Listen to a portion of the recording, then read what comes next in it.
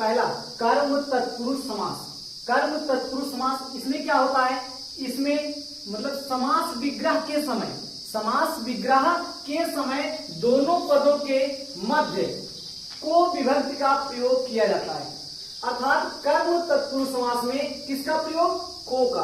अर्थात देखें यहां पर थोड़ा जाए वन गमन, यहां लिखेंगे वन को गमन, वन को गमन। अर्थात गिरह कट, अर्थात गिरह कट का मतलब गिरह को काटने वाला, गिरह को काटने वाला। नेत्र सुखद, नेत्र सुखद का मतलब नेत्र को सुखद, नेत्र को सुखद। तो यहां पर दिख रहा है अगर कर्म तत्पुरुष समास कब होगा, जब दो पदों के अर्थात पूर्व पद और उत्तर पद के मध्य में को विभक्ति आती है। कौन सी आती है, अगर को विभक्ति दिखाई दे रही है तो वहां पर क्या होगा, वहां पर होगा कर्म तत्पुरुष समास। अगले तत्पुरुष होगा कौन सा, करण तत्पुरुष समास। इसकी बात कर ले, करण तत्पुरुष समास कब होगा, इसके यहां देखो इसमें विभक्ति आती है से के द्वारा। अर्थात इसमें पहला एग्जाम्पल मन चाहा, तो यहां क्या होगा, इसका मतलब मन से चाहा, मन से चाहा। बिहारी द्वारा रचित, अगर इसका मतलब क्या हो जाएगा, बिहारी द्वारा रचित, क्योंकि बिहारी रचित है तो इसका क्या हो जाएगा, बिहारी द्वारा रचित या बिहारी के द्वारा रचित। तो आप लिख लीजिए बिहारी द्वारा रचित। अगला जो आएगा संप्रदान कारक तत्पुरुष समास। अगर यहां पर देखिए इसकी व्याख्या के लिए परिभाषा की बात करें बच्चों की, ऐसी एक परिभाषा से आप सारी परिभाषा को बना सकते हो। इसमें समास विग्रह के समय दोनों पदों के मध्य क्या होगा, के लिए विभक्ति का प्रयोग किया जाता है। किसका, के लिए विभक्ति का प्रयोग किया जाता है। तो पहला एग्जाम्पल इसमें क्या होगा, रसोई घर, तो लिखोगे रसोई, रसोई के लिए घर, रसोई के लिए घर। अगर देखिए मार्ग व्यय, मार्ग व्यय अर्थात क्या होगा, मार्ग के लिए व्यय, मार्ग के लिए, मार्ग के लिए व्यय। आगे देखिए न्यायालय अर्थात न्याय के लिए आलय, न्याय के लिए आलय। अर्थात विधान परिषद। बच्चों दो शब्दों पर विशेष ध्यान रखना आप, जैसे हो गया विधान परिषद और यहां पर एक ले जाए मंत्री परिषद, दो शब्द। यहां पर मंत्री परिषद, यहां क्या होगा, मंत्रियों का परिषद, और जबकि यहां पर क्या होगा, विधान परिषद। तो इसको लिखेंगे विधान के लिए परिषद, विधान, विधान के लिए परिषद, विधान के लिए परिषद। अब चले अगला जो होता है हमारा अपादान कारक तत्पुरुष समास। तो इसका जो यहां पर व्यक्त होती है से अलग के लिए, मतलब इसमें अलगाव का भाव होता है। किसका भाव होता है, अलगाव का भाव होता है। पहला देश निकाला, तो इसका मतलब क्या हो जाएगा, देश से निकाला, देश से निकाला। दूसरा देखिए मार्ग भ्रष्ट, इसका मतलब क्या होगा, मार्ग से भ्रष्ट, मार्ग से भ्रष्ट। अगले की बात करें ऋण मुक्त, इसका मतलब क्या होगा बच्चों, ऋण से मुक्त। क्या होगा, ऋण से मुक्त।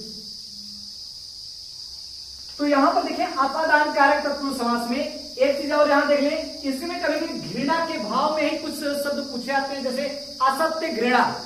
अगर कहा जाए असत्य घृणा में कौन सा समास है, तो यहां पर भी अपादान कारक तत्पुरुष समास। ये कैसे, तो यहां देखिए इसको लिख सकते हैं असत्य से घृणा, असत्य से घृणा। असत्य से घृणा।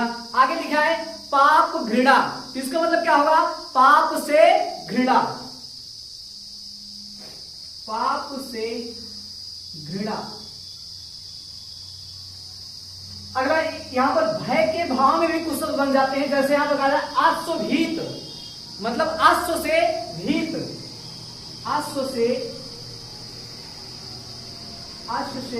भीत, गज से भीत। यहां पर देखें गज भीत का मतलब क्या होता है? गज से भीत, ये लिखा गया है गज से भीत, अर्थात इसका क्या होगा? गज, जैसे गज भीत का मतलब क्या? गज से भीत, ये हो गया, एग्जाम्पल ही लिखा गया है। तो आगे देखिए संबंध कारक, संबंध कारक मतलब का की के, का की के। तो पहला क्या होगा? गंगा जल, तो लिखेंगे यहां पर गंगा का जल, क्या होता है? गंगा का जल। अगला मंत्रि परिषद, यहां क्या लिखे? मंत्रि परिषद, और यहां पर एक समझाया गया था विधान परिषद, दो परिषद और विधान परिषद में, विधान परिषद विधान के लिए परिषद, और मंत्रि परिषद में क्या होता है? मंत्रियों,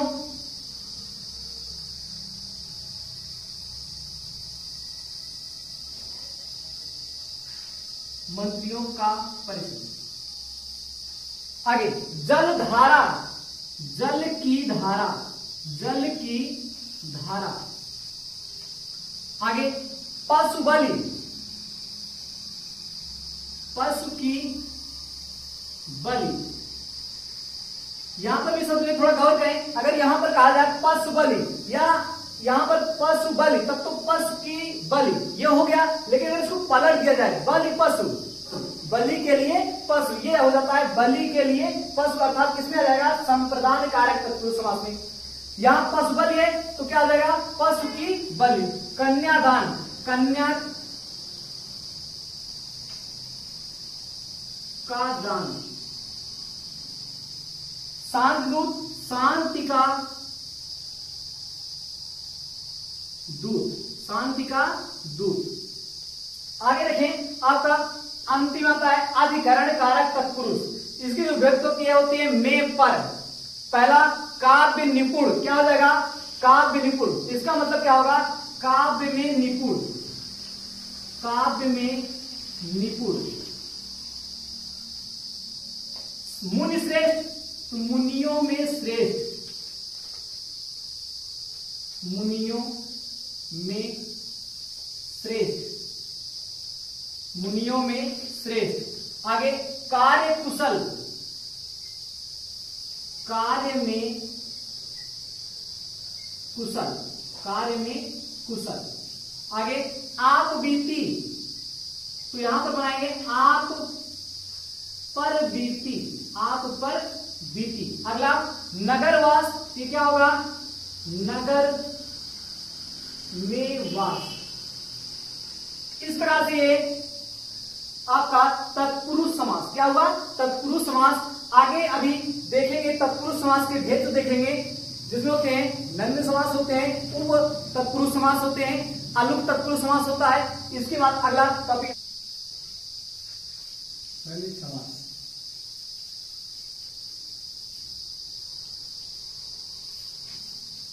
जिस शब्द में ना के अर्थ में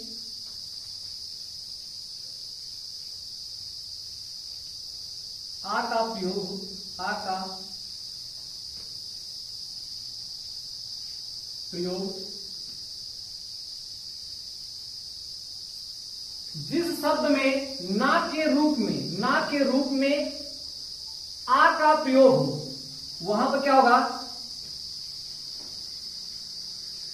नंद समास कहलाता है, नंद समास कहलाता है।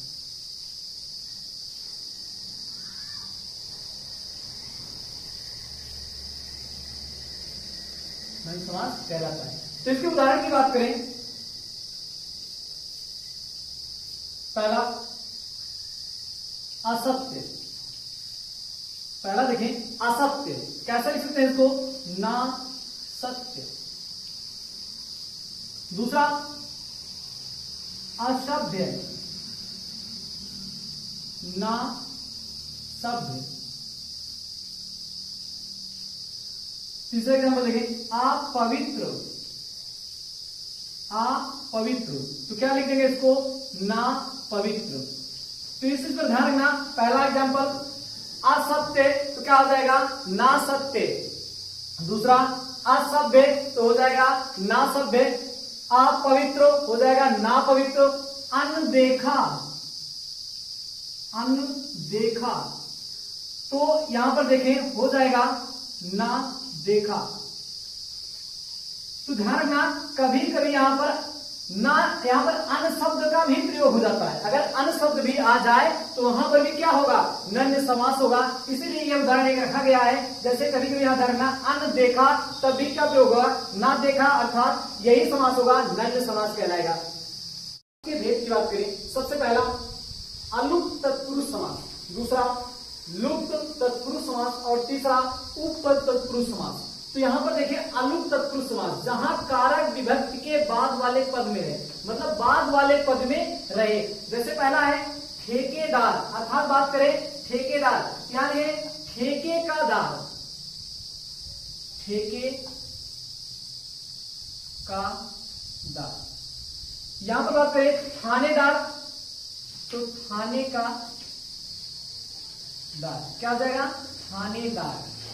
तो यहां पर अगर ऐसे शब्द आपको दिखाई दे रहे हैं तो वहां पर कौन समास होता है, तो अलुप्त तत्पुरुष समास होता है। ये चीज आप ध्यान रखना। जैसे चूहेदानी, तो वहां पर बात करें, वहां पर भी कौन समास होगा, वहां पर भी यहां पर अलुप्त तत्पुरुष समास होता है। जैसे लुप्त तत्पुरुष समास के कुछ एग्जाम्पल बता दिया जा रहा है। यहां पर देखें रेलगाड़ी, तो यहां पर रेल पर चलने वाली गाड़ी, अर्थात इसका क्या होगा, रेल पर चलने वाली गाड़ी। यहां पर देख लें, रेल पर चलने वाली गाड़ी, रेल पर चलने वाली गाड़ी, फिर क्या है, रेलगाड़ी। ये कौन सा है, लुप्त तत्पुरुष समास है। कौन सा है, लुप्त तत्पुरुष समास है। वायुयान में, तो वायु में चलने वाला यान, वायु में चलने वाला यान। ना वायुयान का मतलब क्या, वायु में चलने वाला यान। क्या जाएगा, वायु में चलने वाला यान। आगे देखिए बैलगाड़ी, तो बैलों के लिए, बैलों द्वारा चलने वाली गाड़ी, बैलों द्वारा चलने वाली गाड़ी, तो हो जाएगा बैलगाड़ी। तो बैलों द्वारा